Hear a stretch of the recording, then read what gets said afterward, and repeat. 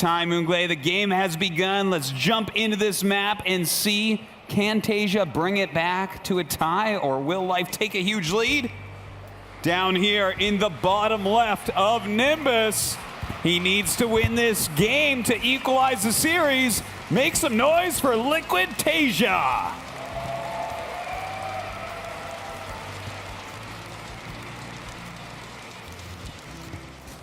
And his opponent winning that first game with seeming ease. The world champion, it is StarTails Life. Looking so good in that game one. It is cross-map, no spawn advantage for Terran at the very least for Life. It should be a bit of a long macro game at this point, but at the same time, when it is cross-map like this, it's a little bit easier to get to those fourth bases because they are closer to the center. Yeah. So Life will always be under threat in that case, and it's going to be very, very hard for him to be spreading creep out there anytime soon before TaeJa will move on to the map. I've seen a few different ways that Zergs go about playing this map. I want to hear what you think might be good, or maybe something else altogether. I've seen Zergs sometimes expand to the front. It looks like he's going to skip that one here, you know, to get a jump start on that creep spread. We've seen two-base Muta here. Yeah. We've seen Roach all-ins and Baneling all-ins here. What do you think is a good way to tackle the hard parts of this map as a Zerg? Well, I kind of appreciate the all-ins, the two-base, the three-base styles because of how hard that fourth base is to get. And I mean, if you're going four bases, that means you're going to the mid to late game against someone like TaeJa, and I think that is exactly where TaeJa shines. When you're into that mid to late game, his macro just becomes next level. He is multitasking, everything else. It's just where he is so comfortable. But whoa, hang on, look what Life is doing. Wow, he's going double hatchery before pull. If there was any sort of proxy, even a Reaper could deal a lot of damage, but he would just lose straight up to a proxy rack. He would completely lose to that, NMrUUG. I tell you what, there's a lot of mind games between these two. They really respect each other. They realize they're on the same level. Either one of them could win on any given Sunday. So we see here a command center first against double hatchery before spawning pool. The greediest two builds these races have. Yeah, normally you would see this build against a Protoss, and even then it can be a risk. But against the Terran, that is unheard of. He must really know TaeJa's style on this map. He must really understand that he likes to go CC first. Are you ready to watch TaeJa's heart sink here? He sees that hatch, he's like, that's... So, Do you have a pool? Oh wait, the pool's not done. That means that you went double hatch before pool. TaeJa loses this mind game. He does. He does indeed, but he can make a comeback from this. Yes, he's not too far behind where it will be game over. He is going into that factory, and he's making a couple Marines with us as well. So, you know, similar opening to what 4GG would do. I'm sure TaeJa's going into this being like, what would 4GG do? Because seemingly 4GG is so good against Life. Yeah, it is the case. He's the only guy that's beaten him in the last month or so. But you know what? Life didn't go too hatch against 4GG, so I think he could throw at least a little bit of that out the window here. That's true. Well, I do wonder, though. He has gotten two gases. Could be Banshee Hellion. I'm thinking we were going to see Banshee Hellion. Yeah. I think, judging from the timing we have so far here, and there goes the starport. Okay, okie dokie, we're going to see that Hellion Banshee. And I wonder if TaeJa's going to follow up with mech, or is he going to go into that bio style? If he goes into the bio, I hope it's not a wonky style. And oh man. Life slings always just find a way here. Now, and trying to slow it down. Does slow it down just slightly, but you know, these are the tiny little games inside the game of StarCraft 2 that high-level players like TaeJa and Life will play against each other. That's right. And good creep spread here already from that third base. We already see the Queen committing at least to one tumor. That's going to really, really help out if he keeps that live one alive. And it goes into the middle here and connects the fourth base to the third. Very, very important on this map. Kind of critical, I must say. But these Hellions are going to kind of stunt everything for at least a little time until that speed gets finished for the Zerglings. Yeah, that'll certainly be annoying. There are 4 queens out, so maybe we'll see him rotate some towards the front, even making the 5th queen now. So, you know, he can have a couple queens out in the front, 2, 3 queens to try to help push these back. Zergling speed is on the way. Doesn't have a lot of Zerglings yet, of course, but not going to be too useful without that speed anyways. Yeah, I like this extra queen count as well. It's good for the map because you're going to have a lot of creep spread. It's good for any sort of timings with Hellions and Banshees. We have seen it in previous games where he has defended with queens, though granted losing quite a few last game.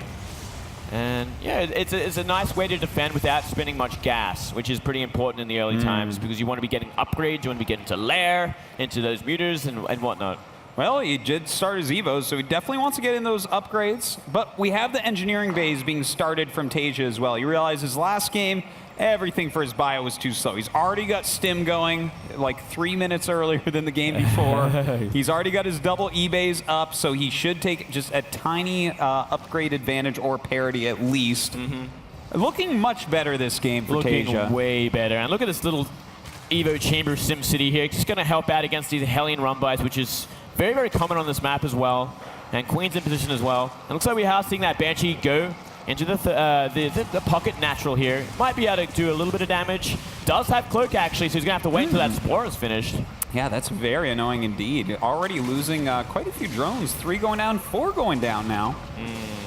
We'll come back and kill a few more before the Spore finishes. Yeah, that's 7 now, actually. Wow. Doing some critical damage. 7 drones, and of course a lot of lost mining time as well. That was a very effective Banshee. TaeJa looking so much stronger this map than the map before. Yeah, I'm actually liking TaeJa's build a lot more this game. I mean, with those upgrades, with the stim, he can go for a timing if he wants. He's already doing great damage with the Banshee. He hasn't really found a way in with the Hellions just yet, but not bad at all here. Well, we do have both Banshees now chasing these Queens on. Ooh, a little bit sloppy there, losing one of the Banshees. Does force some energy out of one of the Queens, so the harassment will continue.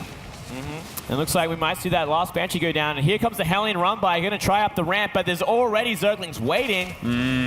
Definitely not going to work out this time with that Spine Crawler and these Speedlings. Going to go ahead and nice surround, taking out so many of these Hellions. In fact, every single Hellion gets taken out. Life with some stellar defense. Beautiful work there. And 1-1 is, at least 1 plus Carapace almost finished here. And such a swell of Zerglings. I wonder if we're actually going to see that classic Life like kind of counterattack with Ling Bane. We see so many going across the map here. So many Zergs. He's doing a bit of a timing on the third base, running the Marines down at maybe the wrong time. More and more Lings coming across the map. Yeah, he actually might be able to get a nice flank there. He's actually trying to bait those Marines into chasing him so he can come around with more. And here we go. He has a lot of Speedlings here now. We do have Medivacs, so they do get to pick up. Nice quick move there by TaeJa, but he's going to lose some of these SCVs if he doesn't run them.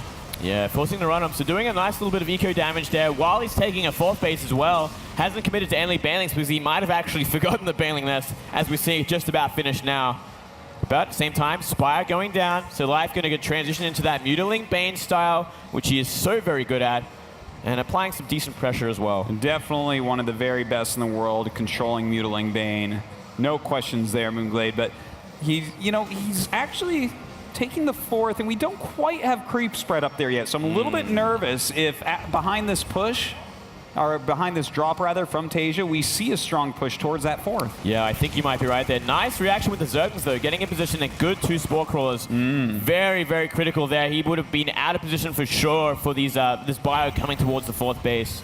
So Life staying on top of things. He knows, he kind of understands the principles of this map. He knows he has to be so careful of that drop into the pocket natural here. And here we go. The 4th base under attack, but he does have sufficient links for this. And the Widow Mine shot wasted on an egg. Yuck. Ouch. Well, oh god, he might actually just get this hatchery anyways, which is a big pickoff. This is exactly what Moonglade was talking about before, everybody. It is so hard to actually defend this 4th base. It goes right towards the center. So Life gets a big kill there on it. It does indeed. And I mean, 8 Mutas out on the map now. He can deal with drops a little bit more. Unfortunately, they came out just a little too late for that 4th base to be protected properly. And you know, TaeJa sitting in a good position here. Equal in supply, equal in upgrades. Yeah, I mean, TaeJa really... really posturing nicely on this map. Everything looks good for him. When it's 3 base versus 3 base, Terran has the advantage. But, if Life can get this 4th up and start mining, that'll be nice. Thing is, it's going to be so late that Life has to get some good engagements, and here he goes. He's going to try to get one here. He has a lot of lings. Oh, I don't know about this, Artos. This huge Widowmine hits here. Man, that was bad. Life is in a lot of trouble. He's down 25 supply. No Baneling speed to speak of. He's got to get some good connections. And let's see, can he do it? It looks like he will clear this army. He just clears it up here, but yeah, not the best hits there. Big mistake for getting that Baneling nest, which is really come into play. I mean, look at the Baneling speed. It's only halfway done at this point. And, you know, Life is kind of running over everything at this point. He might try for a counterattack, but still with slow Banes, everything is so hard off creep spread. Oh man, the reinforcements of TaeJa pushing back this army, killing off all the Lings and Banes. Some mutas do remain, but he's lost a lot of expensive units, and still Baneling speed not yet done. And once again, the 4th base under attack here. Not that many Bio though. They will be forced back with these Zerglings until reinforcements arrive, and muta's going to help out as well. So TaeJa kind of have to run back here, but look where his 4th base is. Look at that new staging position. If he can put a planetary there, it's going to get so much harder for Life. Well, he is building it up right now. We'll see if he gets to hold on to it, continue to push up. I love the location, Moonglade. He can push right through there, defending it while attacking that 4th base of Life. I don't know that Life can hold on to it for much longer. I don't think so. Unless he can clean up this army and counterattack that 4th base, he's going to be in such an awkward position for the rest of this game. And so much damage already done to the hatchery here. He's going to try and trade some Banelings, and nice Widowmine hits, actually. Life kind of triggering them. And did a lot of damage to the Terran army here. It did indeed, but he's got to be careful not to let Banelings hit those Marauders. That's going to be the cost-inefficient move that will definitely lose in the game, but here we go. Moving forward right now, the Speed Banes surrounding everything, pushing forward once again. The Muta's focusing down these medevacs. He's got to reduce those numbers so his Zerglings can do a better job, and he's actually pushing back TaeJa for now. He is for now, but more and more reinforcements are coming in, and now 2 Thors enter the battle, and one is going to go down, but it took so much damage that Life has to pull back once again, and that 4th base must be close to completing, if not complete already. I don't think we see a planetary being upgraded on it just yet, but I would be mighty surprised if it wasn't. And there we go. Well, he does start that up, but oh god, Life is like all in from right here, I think, Moonglade. He hasn't sent a single drone to his 4th. Yeah. It's so late anyways. He has to just get some great engagements. He's moving forward, trying to hit these reinforcing units. Actually going to pick off quite a few here. This is a nice move, but he needs to do a lot more than this to get back in this game. Yeah, he does. He's almost running out of time here. Oh. Ouch. That's always painful to see. Drilling Claws being upgraded just moments ago here. 3-3 almost finished as well for TaeJa. 3-3 is a game winner, I think. It's the game ender. Yeah. It's the game ender, Artos. It makes such a difference against these 2-2 Zergs. That's the fatality move right there. He's going to rip Life's head off with this 3-3. No way that 4th will be held. No way these Lings will trade as well as they have been.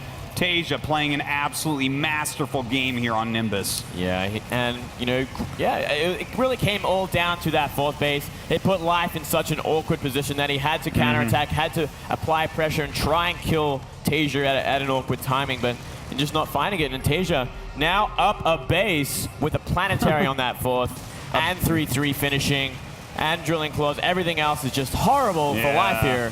50 supply lead. I mean, you name it, he's got it. TaeJa gonna be taking this game. Life with his last few units, his 3rd base going to be falling here. He's already lost that 4th, of course. And we should be seeing GG in just a second. GG!